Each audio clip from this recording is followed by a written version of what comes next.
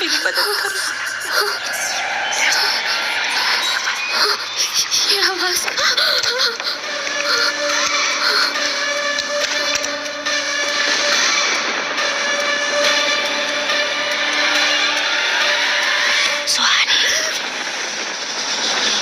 वो आवाज सुनकर सुहानी वहीं फ्रीज हो जाती है।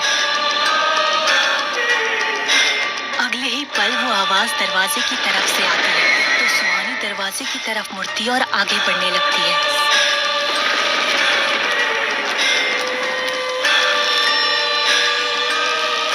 ऐसा लग रहा था जैसे वो आवाज सुहानी को आकर्षित कर रही हो।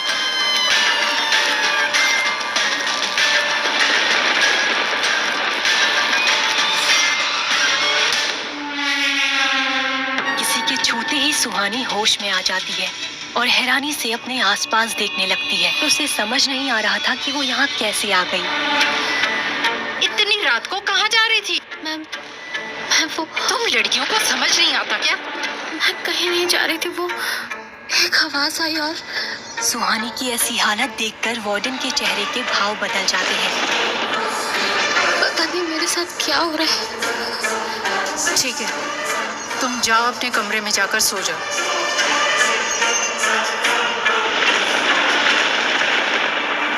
कहीं इस लड़की के साथ वही तो नहीं हो रहा जो सृष्टि के साथ हुआ था? कहीं इस लड़की का अंजाम वही तो नहीं होगा जो सृष्टि का हुआ था? इधर सुहानी अपने कमरे में आकर सो जाती है। उसे इस बात का बिल्कुल भी अंदाजा नहीं था कि उसके कमरे की खिड़की के पास कोई खड़ा उसे ही देख रहा था। सुबह हो गई थी लेकिन निशा और सुहानी अभी भी गहरी नींद में सो रहे थे। तभी उनके कमरे के दरवाजे पर कोई दस्तक देता है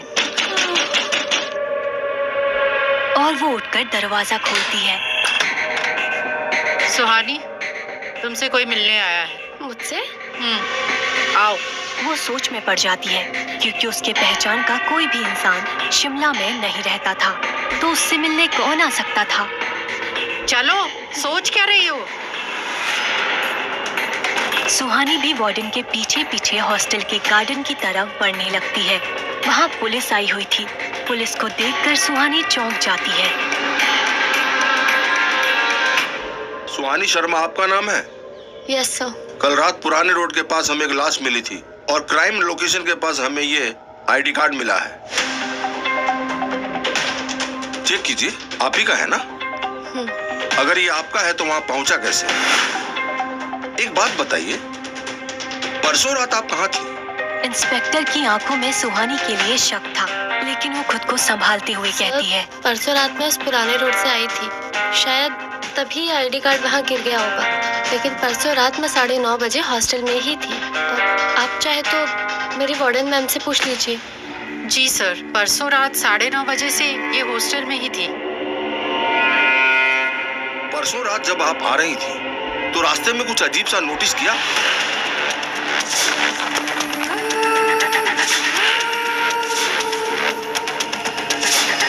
नो सर, मैंने कुछ अजीब नहीं देखा। सुहानी जानती थी कि जो भी उसने पुराने रोड पर देखा था उस बात पर कोई भरोसा नहीं करेगा। ठीक है, आप जा सकती हैं। Thank you sir. इसलिए सुहानी वो बातें पुलिस से शेयर नहीं करती। इस लड़की पर नजर रखना, कहाँ जाती है, किससे मिलती है, क्या करती है, ये सारा रिकॉर्ड मुझे चाहिए। कुछ देर बाद सुहानी निशा के साथ कॉलेज चली जाती है। तभी कार से एक हैंडसम लड़का बाहर निकलता है। उसकी पर्सनालिटी बहुत शानदार थी। पूरे कॉलेज की नजर उस लड़के पर जाकर रुक जाती है।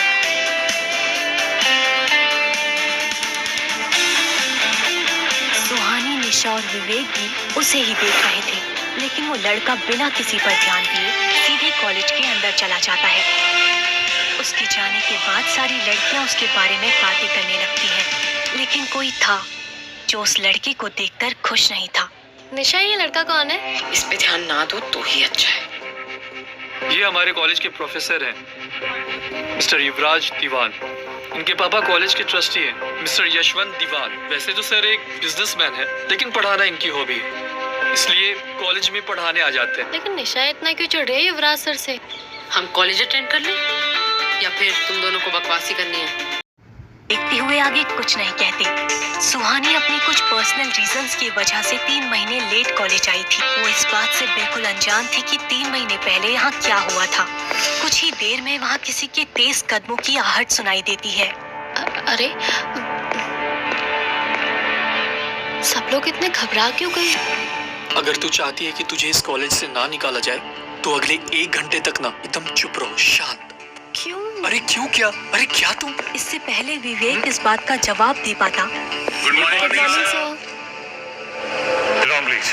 जैसे ही सुहानी युवराज की आवाज सुनती है वो शॉक्ड रह जाती है और आंखें फाड़ कर युवराज को देखने लगती है। युवराज सर की आवाज तो बिल्कुल उसी लड़के जैसी है जिसने पुराने रोड पर मुझे उस साई से बचाया था।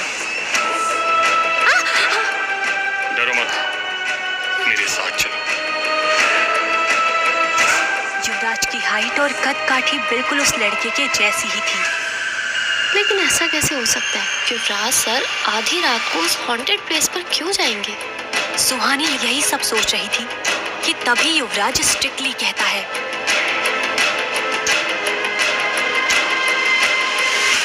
ये क्लास पढ़ाई करने के लिए है। जिसको अपने ख्यालों में खोना है वो क्लास से बाहर जा सकता है। सुहानी इतनी तेज आवाज सुनकर अपने ख्यालों से बाहर आती है। उसे ये समझने में देर नहीं लगती कि युवराज ने ये सब उसके लिए ही कहा था। सुहानी युवराज से नजर हटाकर अपनी किताबों पर ध्यान देने लगती है। युवराज क्लास में एक लेक्चर दे रहा था और सुहानी उसे एकटक देख रही थी। युवराज ये बात अच्छे से नोटिस कर रहा था लेकिन वो रिएक्ट नहीं कर रहा था। तभी सुहानी को फिर से वही आवाज सुनाई देती है, मेरी मदद करो, मुझे बचाओ यहाँ से, मेरी मदद करो। जैसे ही सुहानी वो आवाज सुनती है युवराज अचानक से खामोश हो जाता है। कुछ देर बाद युवराज को याद आता है कि वो क्लास में है और वो बिना कुछ कहे बीच में ही क्लास छोड़कर चला जाता है। वो आवाज आते ही युवराज सर खामोश क्यों हो गए थे? क्या उन्होंने भी वो आवाज सुनी?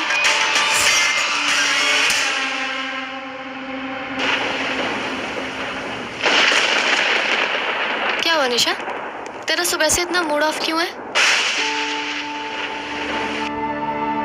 कोई बात है तो तू मुझे बता सकती है। वो युवराज दीवान, जब भी उसे देखती हूँ ना मेरा खून खौल उठता है। चला क्यों नहीं जाता वो कॉलेज से? यार ये युवराज सर की स्टोरी क्या है और तू उनसे इतना गुस्सा क्यों रहती है? सुहानी, तुमसे पहले मेरे रूम में एक लड़की रहती थी जिसका नाम सृष्टि था और वो मर चुकी है। और उसकी मौत का जिम्मेदार और कोई नहीं बल्कि वो युवराज दीवान है। युवराज सर? लेकिन कैसे? सृष्टि की मौत के जिम्मेदार युवराज सर कैसे हो सकते हैं? एक्चुअली युवराज ने... अब ये लाइट को क्या हो गया? वैसे ये भूतिया जगह कम थी डराने के लिए जब लाइट भी चली गई। साइलेंस! क्या हो रहा है? इतना शोर क्यों हो रहा है? मैं लाइट चेक करवाती हूँ। Maintain silence. अच्छा निशा, आगे क्या हुआ? फिर कभी यार, आज मूड ठीक नहीं है और देख लाइट भी चली गई। सुहानी आज ही पूरी बात जानना चाहती थी लेकिन वो निशा का मूड देखकर उसे फोर्स नहीं करती है। डिनर के बाद निशा और सुहानी अपने रूम में आ जाते हैं। निशा गहरी नींद में सो चुकी थी। इस वक्त उसके दिमाग में निशा की कई बातें ही चल रही थी कि सृष्टि की मौत का जिम्मेदार युवराज दीवान है। अगर मैं सही हूँ तो उस रात युवराज सर ने मुझे उस साई से बचाया था जबकि वो मुझे जानते भी नहीं थे। वो किसी की मौत की वजह कैसे हो सकते हैं? और आज वो ऐसे अचानक से क्लास से क्यों चले गए? क्या वो भी उन आवाज़ों को सुन सकते हैं जो मुझे सुनाई देती हैं? क्या इसी वजह से वो क्लास से चले गए? क्या युवराज भी उन आवाजों को सुन सकता था?